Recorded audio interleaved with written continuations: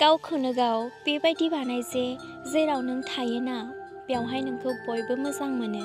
थार मोजां मोननायनि सिनायथिया बेनोदि जायखौ नों थार गोसोजों मोजां मोनोना बिनि गोजान जानायनि उनावबो नों बिखौ बावनो सानब्लाबो बावनो हाया। जोंनि गोजान जानायनि जाहोना मामोन बेखौथ' आं मिथिया। औ, दिनै नों आंनि बेसेबांबा गोजानाव दङ, नाथाय आंनि गोसोआ फंसेल' राव गाबज्रियो नोंखौ। औ, समजों लोगोसे बावगारनोथ' सानो, नाथाय हाया।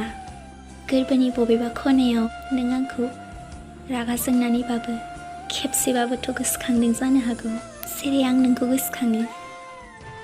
दिनै जेब्ला आं नोंनि खाथियाव दङ नों आंखौ खाथिरखौनो खालामाखै, आंनि अननायखौनो बुजियाखै नोङो।